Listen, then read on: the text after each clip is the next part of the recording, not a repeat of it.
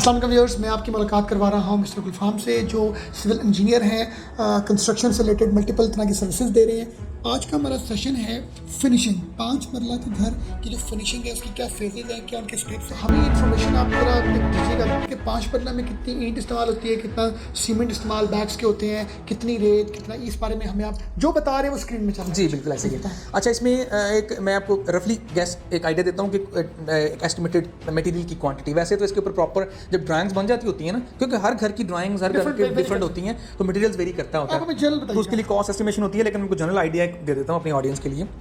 जो 5 मरले का टिपिकल घर है, डबल स्टोरी अगर आप बनाएं तो तकरीबन 50 से 55 हज़ार के करीब एक नॉर्मल घर के अंदर ब्रिक्स इस्तेमाल होती हैं। उसके बाद तकरीबन डबल स्टोरी का अगर आप 2 छतें डालें, 5 मरले के घर की बात हो रही है, तो तकरीबन 2 से 2.5 टन के करीब उसका स्टील इस्तेमाल होता है। हाँ जी।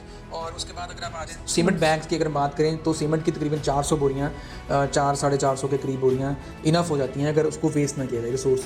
क्योंकि कुछ मिस्त्री होते हैं जो बहुत मसाला वेस्ट कर रहे हैं, ठेकेदार नहीं टेक केयर कर रहा है कि यार वेस्ट हो रहा है, प्लस्तर में छत जब डालते हैं तो बेवहाई सीमेंट बगैर डिज़ाइन के चल जाता है। ये नुकसान होता है जब आप लोकल ठेकेदारों को इन्वॉल्व करते हैं। जब आप पढ़ा लिखा बंदा लेके आएंगे तो वो प्रॉपर छत के ऊपर मिक्स रेशो को देखते हुए अच्छा आपका वो एक इंग्रेडिएंट बनाएगा और आपके रिसोर्सेज की बचत करेगा बेसिकली।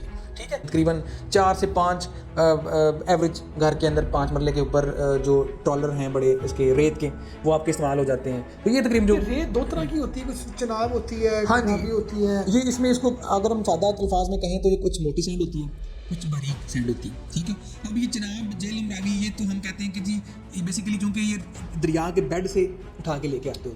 ठीक है, तो कुछ दरिया हैं जिनकी रेत बारीक है, कुछ दरिया हैं जिनकी रेत मोटी है। तो प्रेफरेबली क्लाइंट्स को जो घर बनाना चाहते हैं, आप ये मेक श्योर करें कि आपकी रेत मोटी होनी चाहिए, बारीक नहीं होनी चाहिए। जब बारीक रेत होगी तो उसके अंदर खदशा होता है कि मिट्टी होती है, मिट्टी शामिल होती है, और जो मिट्टी शामिल होती है तो जब आप मिट्टी में मिक्स सीमेंट कर रहे हैं तो वो आपकी दीवारों के ऊपर प्लस्तर होना है, चुनाई होनी है, तो उसकी मजबूती नहीं आनी उस तरीके से। तो आप मेक श्योर करें कि आपकी ईंट मिट्टी से साफ़ हो जो ठेकेदार लेके आ रहा है, और उसके अंदर उसके ज़रात जो हैं, ये तो सिंपल सा टेस्ट है ना, वो मोटे साइज़ के हैं। सिंपल आप इसको ऐसे समझें, मोटे साइज़ के होंगे तो आपकी मजबूती भी अच्छी होगी और वो बेहतर चुनाई की। जो हमारा ग्रे स्ट्रक्चर है उस पर कितना टाइम लगना चाहिए? तकरीबन आप इसको कह लें कि 3.5 से 4 महीने, 3.5 को महीने तकरीबन 50% 60% टाइम करेंगे।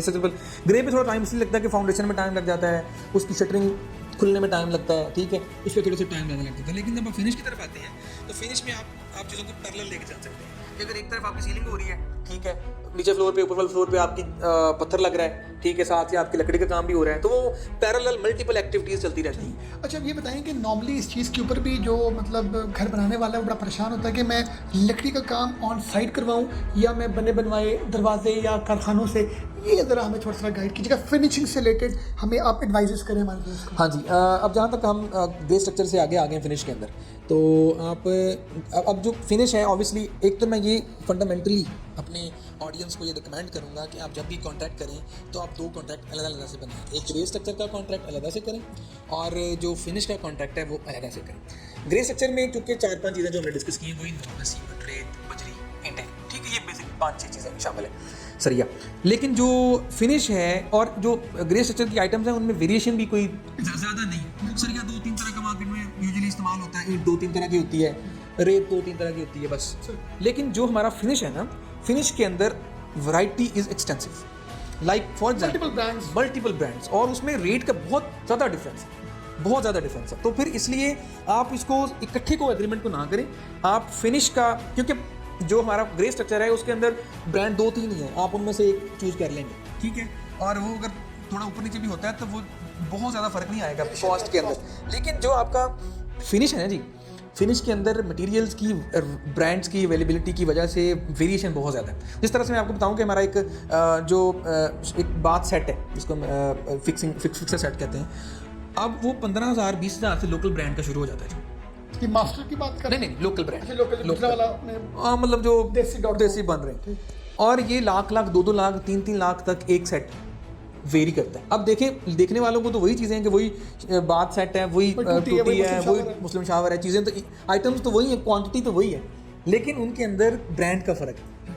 ठीक है, तो वो ये जब आप कॉन्ट्रैक्ट बना रहे हैं तो आपने अगर पैसे 3 लाख वाली चीज़ के पे कर दिए और कॉन्ट्रैक्टर ने आपको 10-15 हज़ार या 50 हज़ार वाली चीज़ लगा दी है तो आपका लॉस हो गया इसमें बहुत। तो इसलिए मैं ये रिकमेंड कर रहा हूँ कि जो फिनिश का कॉन्ट्रैक्ट है वो आप अलग से बनाएं, सेपरेट करें उसको, और उसमें ब्रांड्स 100% मेंशन करें कि ये वाला ब्रांड आपने लगाना है, लिखना लाजिम है। अच्छा, वैसे मैं अगर, क्योंकि मैं अब घर बना रहा हूँ, आपकी सर्विसेज को एक्वायर कर रहा हूँ, तो ये जो इस तरह की जो आइटम्स हैं वो क्लाइंट को खुद नहीं लेनी चाहिए? मतलब मैं जाऊँ मास्टर्स के पास जाऊँ, मैं सोनिक्स के पास जाऊँ? यूजुअली प्रैक्टिस यही चल रही है, आप भी यानी कभी ऐसे ना करेंगे क्लाइंट कॉन्ट्रैक्टर के ऊपर छोड़ेंगे अपनी मर्जी से लेके आओ, उसके साथ आपने रेट तय कर भी लिया हुआ है तो जाहिर है आपने वहाँ पर रहना है, लिविंग आपकी है वहाँ पे, किचन की एसेसरीज़ हैं, आपके वाशरूम की एसेसरीज़ हैं, वो आप खुद से जाके रेट ऑब्वियसली वही रखें जो कॉन्ट्रैक्टर से तय है, लेकिन उसकी पसंद है, डिज़ाइन डिफरेंट मार्केट में अवेलेबल है, वो खुद जाके मार्केट में उसके साथ आप देख के खुद अपनी मर्जी से चूज़ करें और फिर लगाएं, ताकि आप आइडियली घर एक ज़ाहिर ज़िंदगी में इंसान बनाता है तो फिर आप उसको कोई रिग्रेट ना रहे कि यार ठेकेदार ने लगाती है।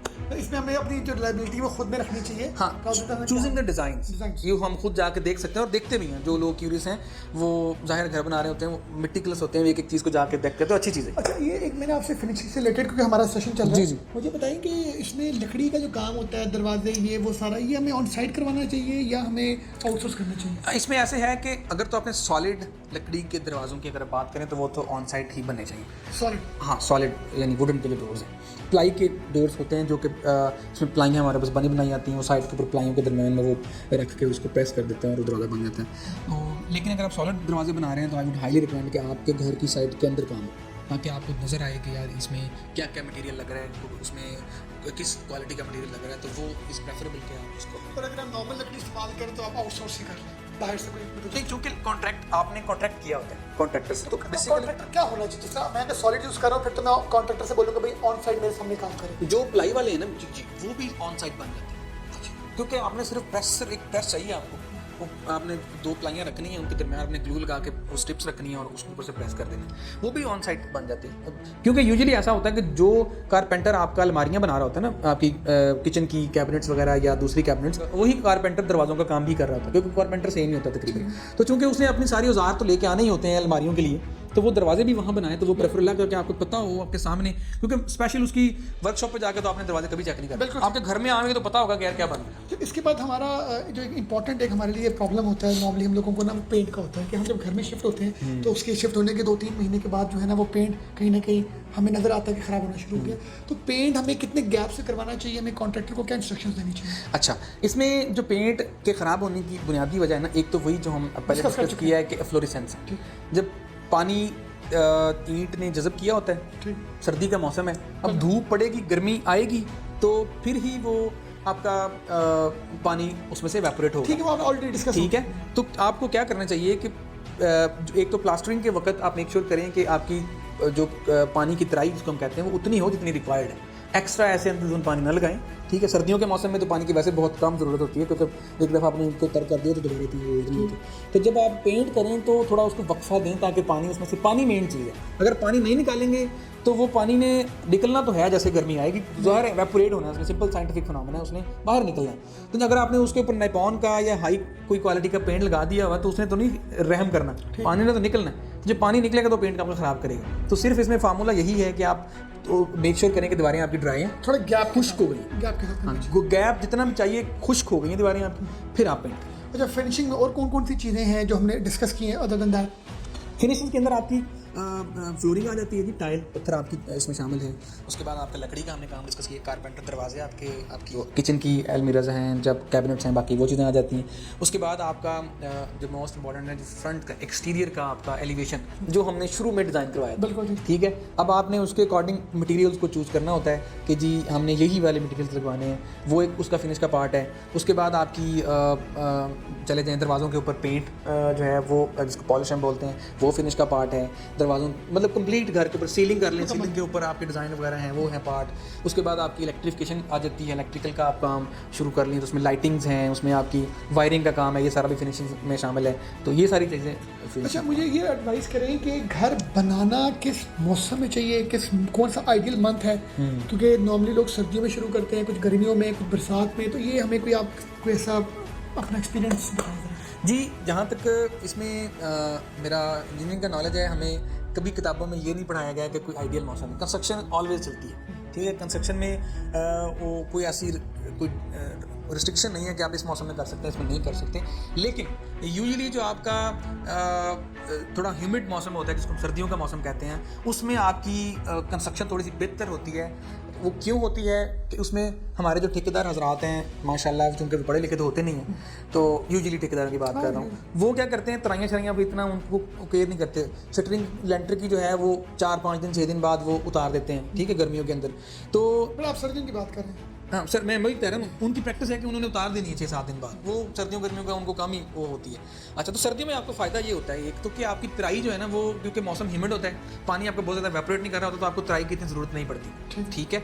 जिस तरह छत है, छत आपने लेंटर डाल दिया, अब छत ये रिक्वायर करती है, इंजीनियरिंग ये कहती है कि 28 डेज़ आपने लेंटर के ऊपर, अगर आपने छत डाली है स्लैब, 28 डेज़ आपने उसके ऊपर पानी खड़े किए रखना।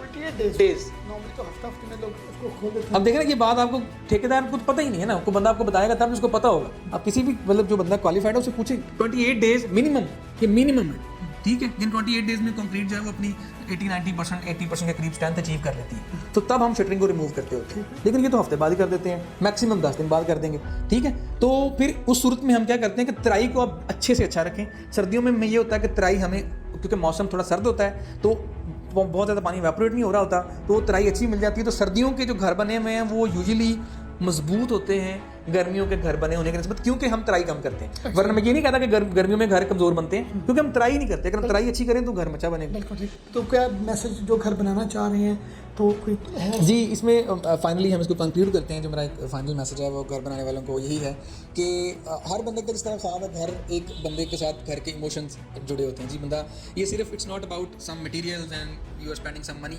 It's about the emotions. आप वहाँ पर रहते हैं पूरी ज़िंदगी, आप एक एंटिसिपेट करते हैं कि यार ख्वाब देख के मैं वहाँ रहूँगा।